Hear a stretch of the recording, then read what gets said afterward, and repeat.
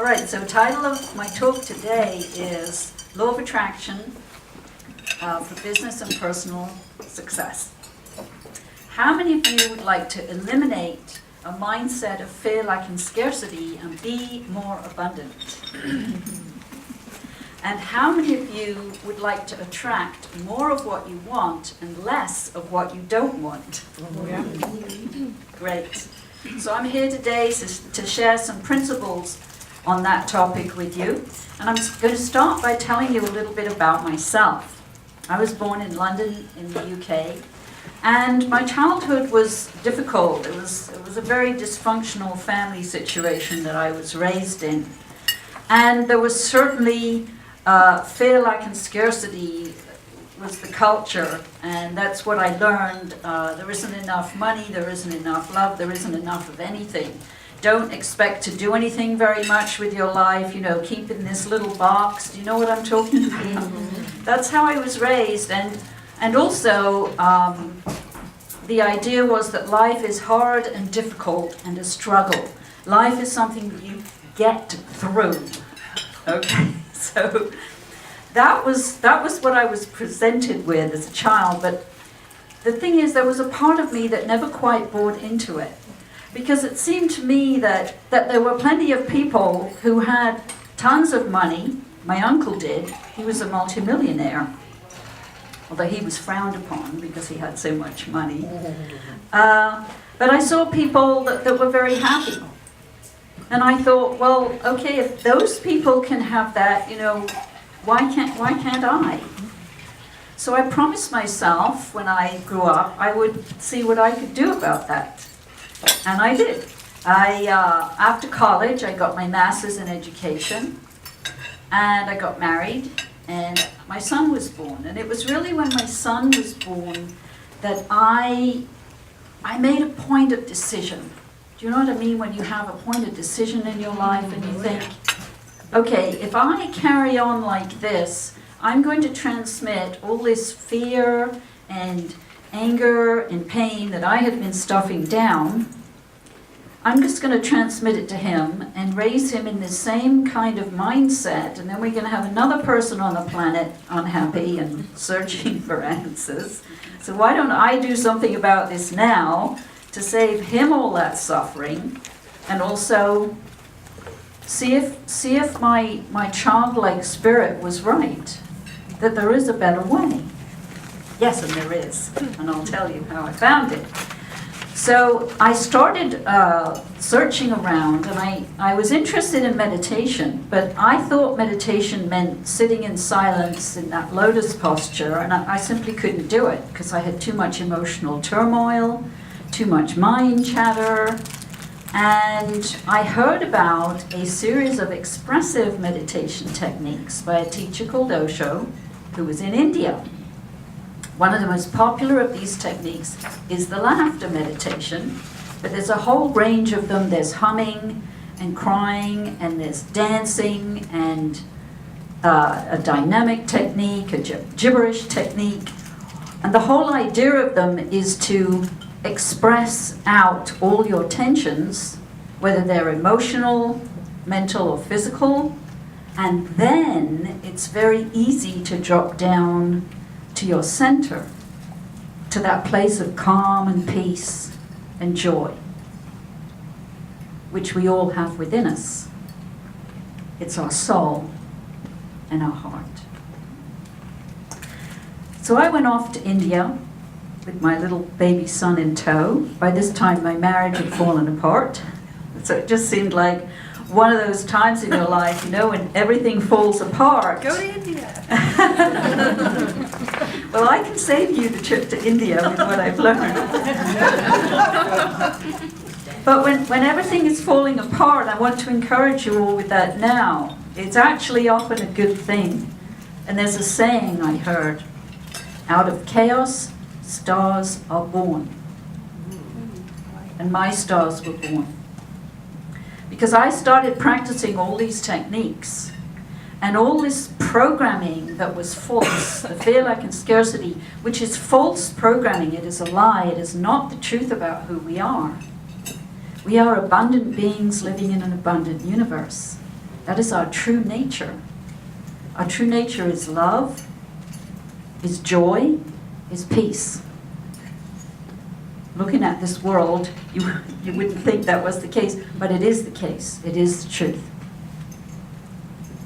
And what I found when all this false conditioning fell off of me was I found my creativity as a writer, as a speaker. I loved being a mom. And I found my authentic self, the real me, my laughter and my tears. And when I came back to the United States, actually, and I started, because by this time I had realized that what my purpose was to share everything I had learned in this transformation that had happened for me. And I was giving a talk in a bookstore in San Francisco, and the manager there loved my talk so much, she talked about me all over New York, and I got a phone call from the editor of Ballantine Books in New York, saying to me, "Are you going to write a book?" Is that a miracle or what? Is that law of attraction or what? So I wrote a proposal. I obviously got an agent pretty easily. I wrote a proposal, and I saw there was a bidding war over my book. This was my first book, and I sold it for over 6 figures to Penguin in New York. And I thought, see, people kept asking me, "How did you do that?" And I thought, how did I do that? Okay, I thought I need to sit down and just figure this out, because obviously I was doing something and I was connecting to law of attraction intuitively. So I started to study law of attraction, and this is what I want to share with you today, how all this works, because it's incredibly powerful. So the first thing about law of attraction is that we get what we vibrate. So what we put out comes back, positive or negative. If you think about the vibe scales on a scale of 1 to 10, 1 being the most negative and 10 being the highest vibe, then you want to be up at an 8, 9, 10, yes? You want to keep your vibes up. So our job is to mind our own vibration. Because the law of attraction is a one-trick pony. It only does one thing. It matches. It doesn't care if you're some big Hollywood movie star or if you are a rickshaw driver in Calcutta.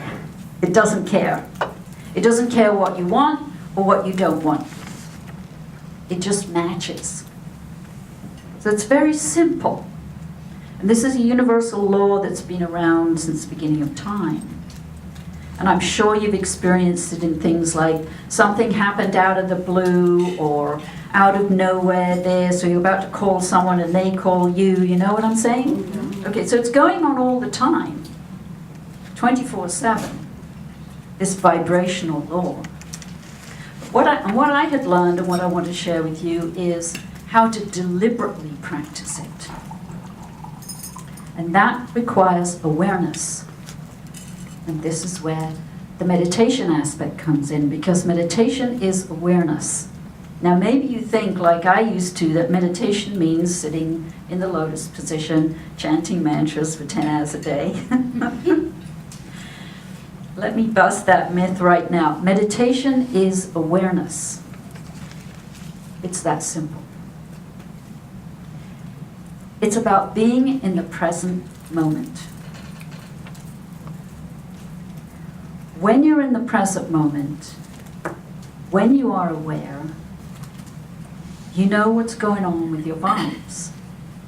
So let's say you're feeling great, you're up at an 8, 9, 10 vibe, and you have a conversation with somebody on the phone, and you hang up the phone and you feel like, oh, you don't feel good. Your vibes have dropped. Have you had an experience like that? Yeah. Now here's where the responsibility comes in, because what I used to do is blame the other person. Yes. No, we have to take responsibility because we create our reality. I'm going to say that again because it's really important. We create our reality, good or bad. So, if you have one person or several people in your life that you start to notice your vibes go down around them, time for some self-inquiry. Time to have a look inside and see why you are creating these people in your life, because you're creating them. If you want to keep them in your life or not. Because one of the important things about law of attraction is we want to surround ourselves with high vibe people. Yes? Yes. Like this group, yeah? Yep. Where everybody has an intention of expanding themselves and being positive and being supportive of others as well as for yourself. Yes? Mm-hmm. So the awareness is to help us pay attention to what is going on inside of us so that we keep our vibes up. And when you make this a practice, it's very powerful. I practice this every day, even though I've been doing it for years. I still practice it every day. And it's very easy. Like, for example, I recently won a weekend at the Miraval Resort and Spa in Tucson, Arizona. I don't know if you've heard of it. It's incredibly expensive. It's Oprah's favorite spa. And I won it. So I went there a few weeks ago, and it was extraordinary, and plus the fact I didn't even have to pay for it. So this is law of attraction. People say to me, well, how did you win? How do we win these things? It's insane. You can't know how you won something. But what I do know is I practice. Everything I'm sharing with you, I practice every day to keep my vibes up. Yes? And some things we get, and some things we don't get. But this I can tell you, we always get what we vibrate. We might not get what we want, but we will get what we vibrate.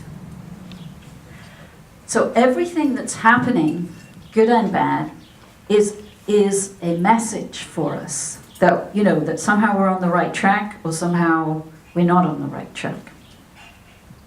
And I have three main principles I want to share with you of how you can deliberately practice this. And the first one is be clear. Be clear on what you want. The more clearly you ask for what you want, the more likely you are to get it. So if a kid wants a new bicycle, he tells everybody, he's got pictures of bicycles all around his room, he's always going down to the bicycle store. What are his chances of getting a new bicycle? Pretty good. Pretty good. Yes. Because he's clear on what he wants. So the clarity is important. And here's where some people, they fall down a bit here with law of attraction, is because they tend to focus on what they don't want. You know, people who complain a lot and tell you everything that's wrong with their lives. That doesn't help nothing. So avoid people who do that, but maybe, and also notice if you do that, because it gets very subtle, because I started to notice when I was doing that, it was really subtle. And I was like, oh, wait a second, Brigitte, stop, you know, with those thoughts or those words. Focus on what you want. Focus on the positive, because what we focus on expands. So you can just think of something right now of what you want, and it might be, let's say you want more clients. Most business people want more clients, yes? Yes. So write a list of your ideal client, because what you're looking for is a match. Remember, the law of attraction matches. So you want clients who are a good match. Do you want clients who are broke? No. You want clients who are willing to pay for your services because they value your services. So they will find the money because they think you are of such great value. Yes? Yes. Yes. They're respectful, they pay on time, they value you, they're willing to give you referrals. Does this sound like an ideal client? Yeah. Yeah, so you make a list for your ideal clients, so you recognize them when you meet them. And also recognize when you're getting the vibe that this isn't a good match for me. I got a call from a woman I know just last Monday, and she wants to introduce me to her boss who has some online business and wants teachers to do courses and so on. And at the end of the call she said to me, "Pagito, I love your energy." And I said to her, "I love your energy too." See, we're a match. We just like each other. We dig each other. And people do business with people they like. Yes? Yes. So keep that in mind so that you don't waste a lot of time on people who are not a good match for you. But you want people as your clients, for example, or whatever it is that you want. You're looking for a match because that's where the law of attraction will really, really help you. So be clear. The second principle I want to share is pay attention.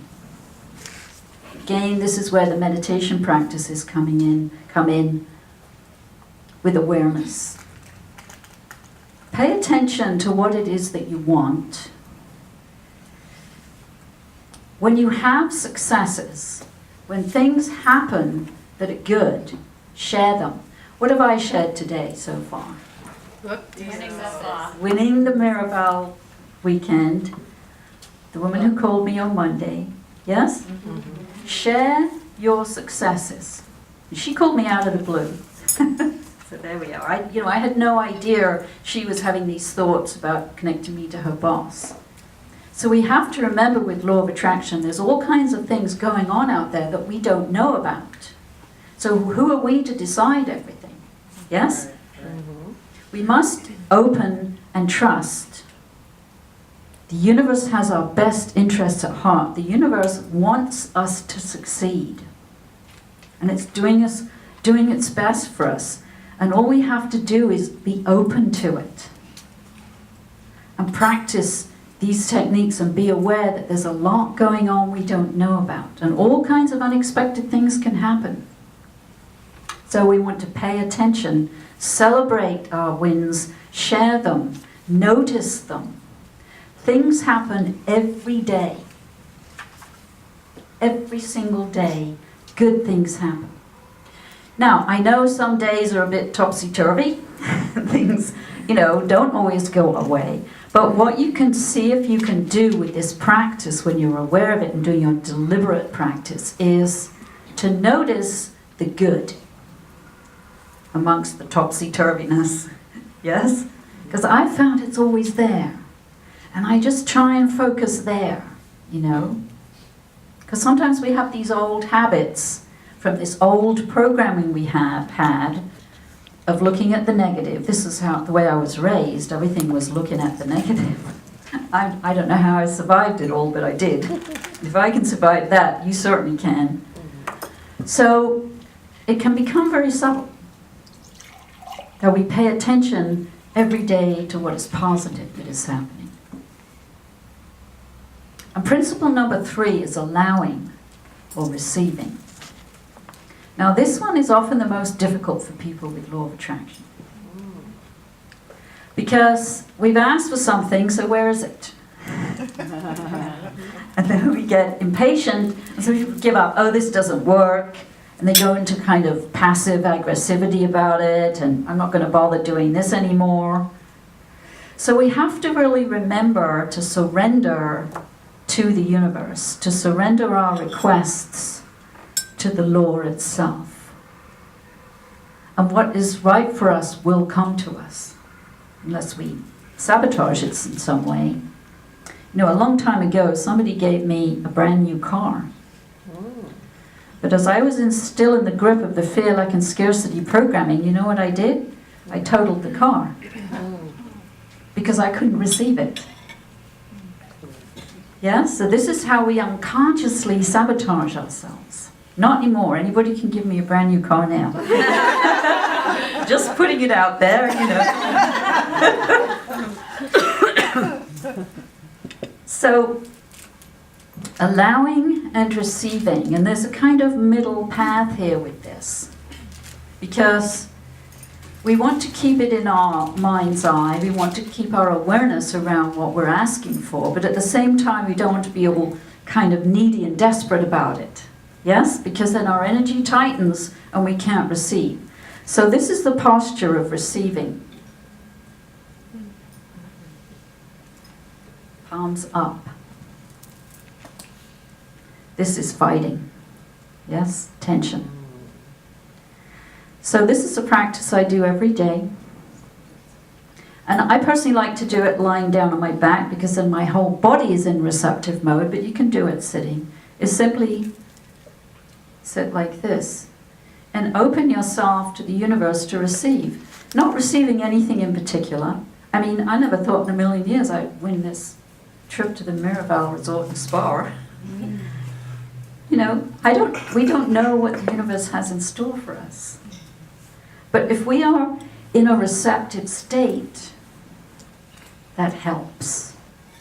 It helps. And if we are in a state of allowing. But as I say, this is the most difficult principle for people. Because trust is involved. And this culture we live in is a culture of doing, isn't it? Mm-hmm. Do. Now, we have to do our sales and marketing and so on. But balance it with receiving. This is my rule of thumb, Pragito's rule of thumb. 50-50 giving and receiving. And I remember this quote from, his name is Jim Rohn. I don't know if you've heard of him. He said, money is usually attracted, not pursued. Love that quote. Okay. Where does money come from? Trees. Money comes from people. Yeah. Yes? Mm-hmm. So that's your relationships. Your law of attraction, your relationships. So just the last piece, that's your receiving practice. The last piece is a gratitude practice. Gratitude is up there at a 10. Love is a 10. The highest set point there is love, and it's a 10. Gratitude is a part of that. And I highly recommend a gratitude practice. Morning or evening, write down 5 things that you're grateful for every day. It's a very, very powerful practice. Even when things don't go your way, even with people you don't like who are difficult. If you can find a way to be grateful for everything, you really keep your vibes up. Again, the awareness. Yes? Yes. So be clear, pay attention, allow and receive, and gratitude. And before I finish, this is my latest book that Cheryl mentioned. That there's over 150 meditation techniques in this book. And like I said, meditation is awareness. It's a very fun read, especially the first section about laughter, the very popular laughter meditation, which is another of my daily practices, laughter.